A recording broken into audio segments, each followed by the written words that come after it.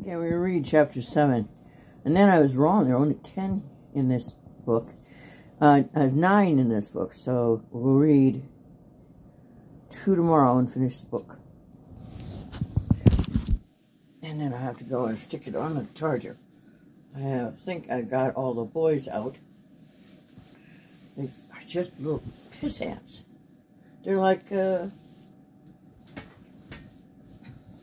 boys. They're boys. Okay. I feel really bad for Lewis because well, you might not have, but I had a father like that. No matter what you could do, it was never right, never enough.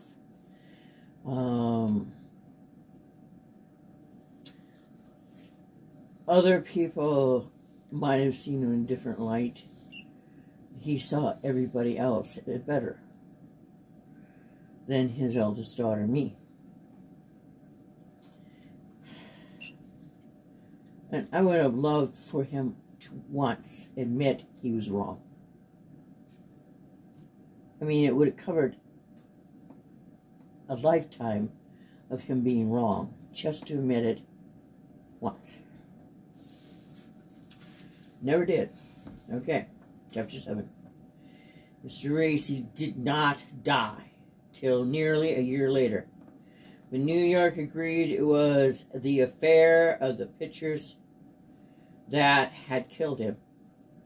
The day after his first and only sight of them, he sent for his lawyers, and it became known that he had made a new will, that he took to his bed with a return of the gout, and grew so rapidly worse that it was thought only proper to postpone the party Mrs. Racine was to have given that autumn to inaugurate the gallery.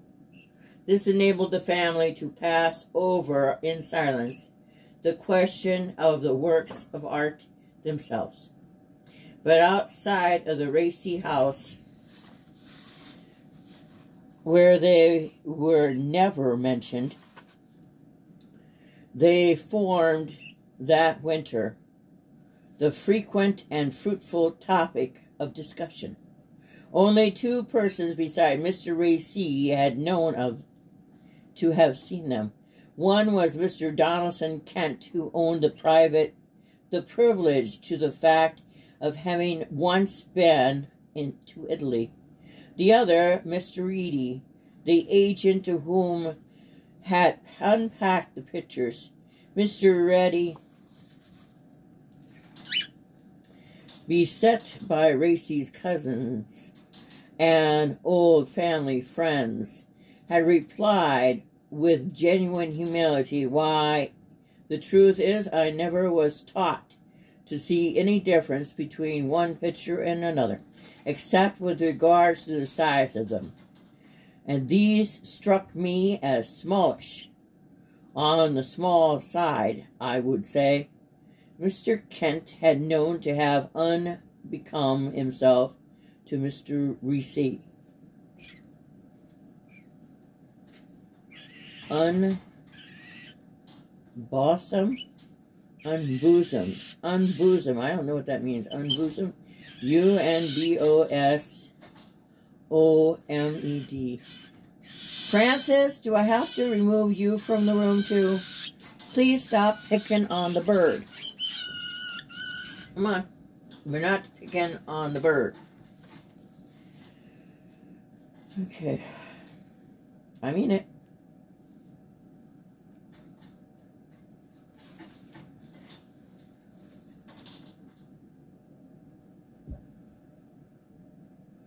Subject was wholly inoffensive. It was believed that Mr. Racy dared not insult the Hazards. Young John Hazard had just brought home a Raphael. It would have been hard not to avoid comparison, which would have been the galling, neither to them nor to anyone else. Did Mr. Racy ever again allude to the Racy Gallery. But when his will was opened, it was found that he had bequeathed the pictures to his son. The rest of his property was left absolutely to his daughters. The bulk of the estate was Mrs. Racy's, but it was known that Mrs. Racy had had her instructions, and among them, perhaps, was the order to fade away in her turn after 6 months of widowdom. When she had been laid beside her husband in Trinity churchyard, her will, made in the same week as Mr. Racy's, and obviously at his dictation, was found to allow $5,000 a year to Lewis during his lifetime, and the residue of the fortune which Mr. Racy's thrift and good management had made into one of the largest in New York was divided between the 2 daughters. Of these, the only properly married, Kent, and the other Hassad, and the latter, Sarah Ann, who had never been Lewis's favorite, who was wont to say in later years, "Oh no, I never grudged my poor brother those funny old pictures. You see, we have a Raphael." Ho ho ho! The house stood on the corner of 3rd Avenue and 10th Street. It had lately come to Lewis Racy as his share in the property of a distant cousin, who had made an old New York will, under which all his kin bequeathed in proportions to their consanguinity. The neighborhood was unfashionable, and the house in bad repair, but Mr. and Mrs. Lewis Racy, who since their marriage had been living in retirement at Tarrytown, immediately moved into it. Their arrival excited small attention. Within a year of his father's death, Lewis was married Tracy Kent. Yes, yes, yes, yes, yes! I'm sorry, I can't be dignified. I'm an empath. And us poets are never quiet. If you ever know one, we are not quiet. We're like still waters. We run deep, but we are not quiet. During his lifetime, the residue of the fortune which Mrs. Racy's thrift and good management had made into one of the largest. Okay, we already read that. I got excited and fell on the other side of the page.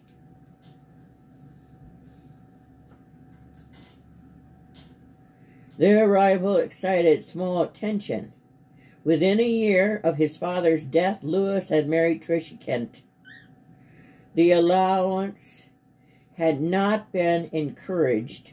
The alliance had not been encouraged by Mr. and Mrs. Kent, who went so far as to say that their niece might have done better, but as that one of their sons, who was still unmarried, had always shown a lively sympathy for Tracy, they yielded to the prudent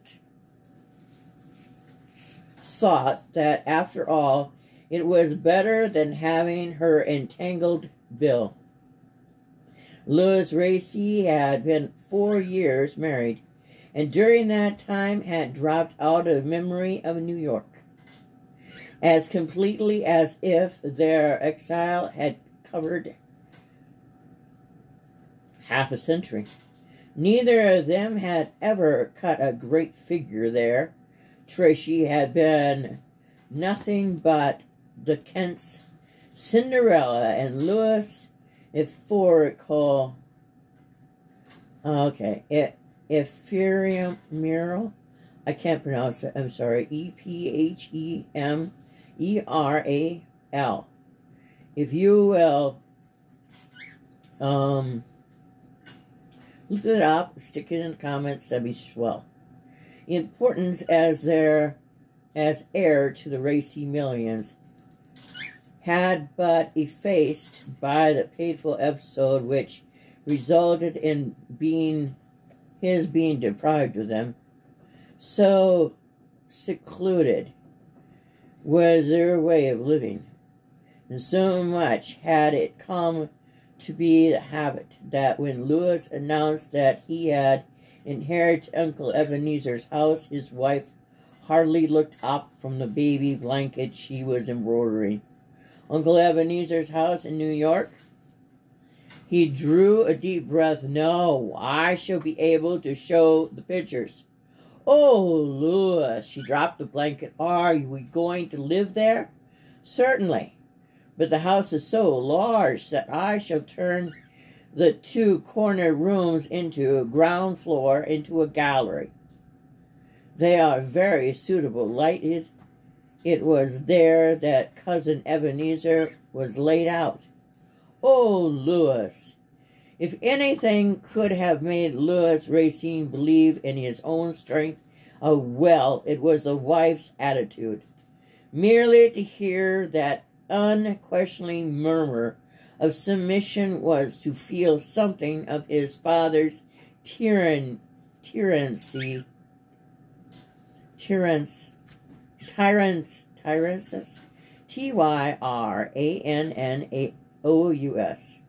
strength arise in him, but with a wish to use it more humanly.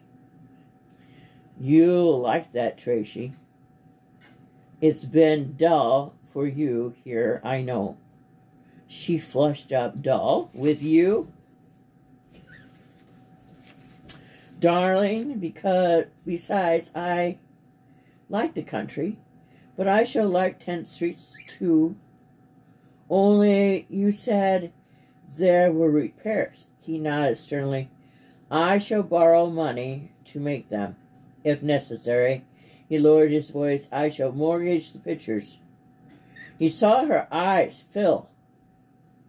Oh, isn't that neat? He saw her eyes fill. Oh, but it won't be. There are so many ways still in which I can economize. He laid his hand on hers and turned his profile toward her, because he knew it was so much stronger than his full face. He did not feel sure that she quite grasped his intention about the pictures, was not even certain that he wished her to.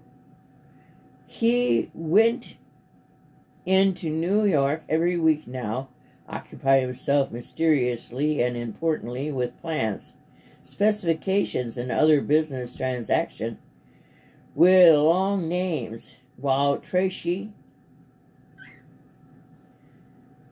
though the hot summer months, sat in Tarrington and waited for the baby.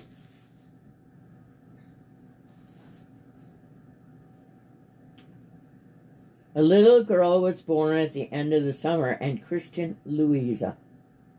I like that name. And when she was a few weeks old, the Lewis Racys left the country for New York. Now, thought Lewis, as they bumped over the cobblestones at 10th Street in the direction of Cousin Ebenezer's house. The carriage stopped. He handed out his wife and nurse, followed by the baby, and they all stood and looked up at the house front. Oh, Lewis, Tracy gasped, and even little Louisa set up a sympathetic wall. Over the door, over Cousin Ebenezer's respectable, conservative, and intensely private front door hung a large sign.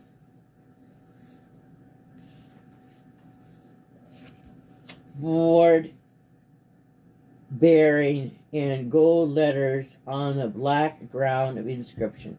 Gallery of Christian Art Open on weekdays from 2 to 4.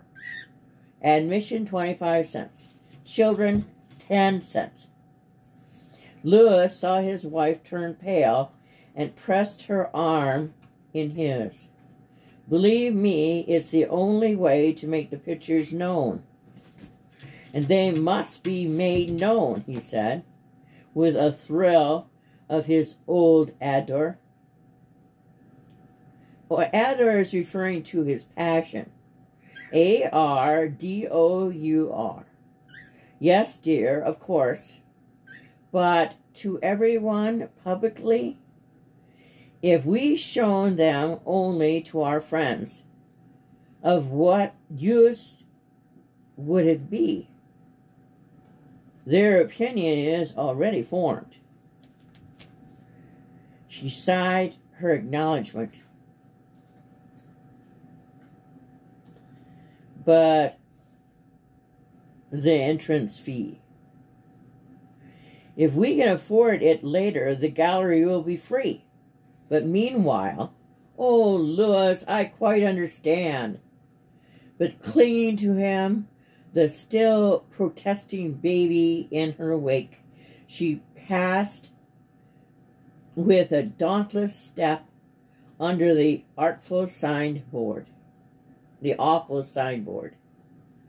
At last I shall see the pictures properly lighted, she exclaimed, and turned in the hall to fling her arms about her husband. It's all they need to be appreciated, he answered, aglow with her encouragement. Since his withdrawal from the world, it had been part of Lewis's system never to read the daily paper. His wife eagerly conformed to his example, and they lived in a little airtight circle of aloofness, as if the cottage at Tarrington had been situated in another happier planet. Lewis, nevertheless, the day after the opening of the gallery of the Christian art, see, I think that's what ticked off his dad. There weren't any nudes. Determined in his duty to derogate from this attitude, and sailed forth secretly to buy the principal journals. When he recovered or re-entered his house, he went straight up to the nursery, where he knew that at that hour Tracy would be giving the little girl her bath. But it was later that he supposed the rite was over. The baby lay asleep in its modest cot, and the mother sat crouched by the fire, her face hidden in her hands. Lewis instantly guessed that she had seen the papers. Tracy, you're mad. Consider this of any consequence, he stammered. She lifted a tear-stained face. Oh, my darling, I thought you never read the papers. Not usual, but I thought it my duty. Yes, I see. But as you say, what earthly consequences? None whatever. We must just be patient and persistent.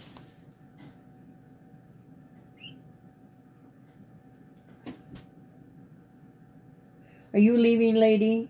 Are you leaving? Do you want me to open the door? We open the door, all sorts of boys are going to come in.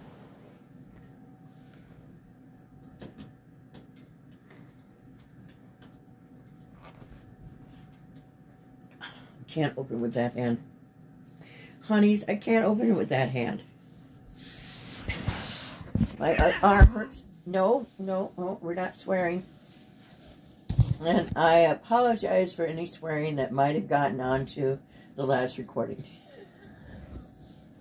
It was accidental, and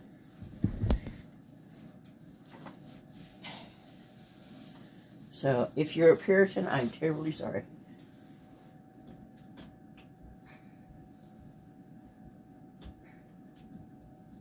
But I'm not perfect. Okay.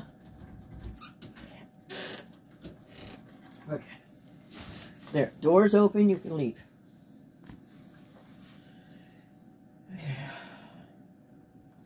When you re-enter the house, you went straight up. Okay, let's see. I've thought of that already. Let's see.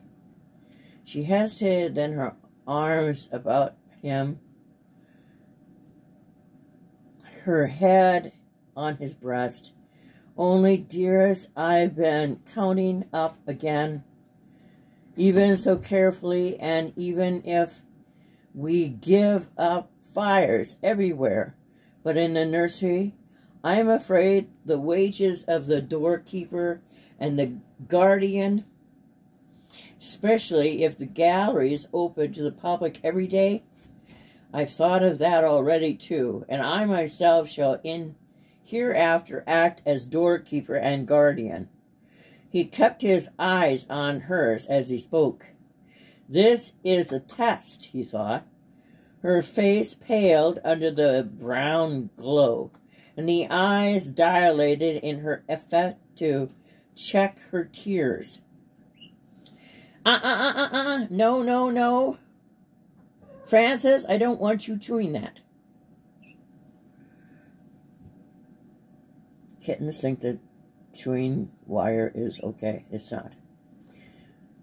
Her face paled under his brown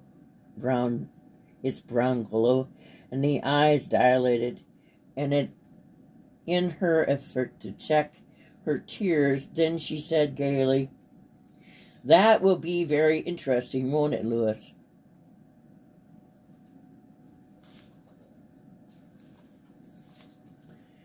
What the people say, because as they begin to know the pictures better and to understand them, they can't fail to say very interesting things, can they? She turned and caught up the sleeping Louisa. Can they? Oh, you darling, darling. Louis turned away, too. Not another woman in New York would have been capable of that.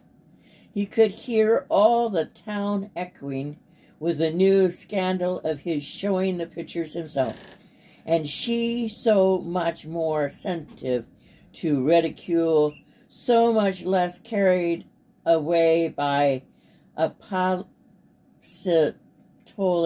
ardor.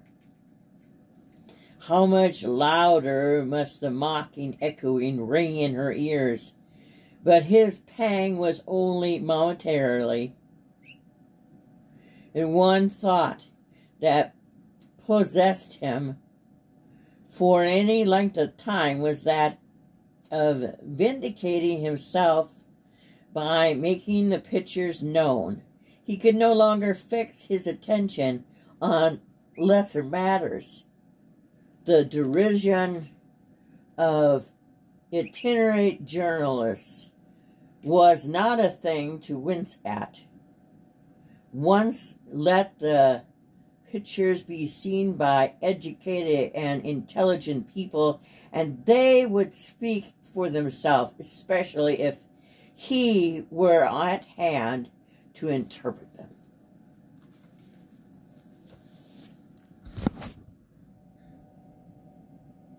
Yep. This camera tapes for 44 minutes. But, I hate to overdo it. So, that's chapter 7.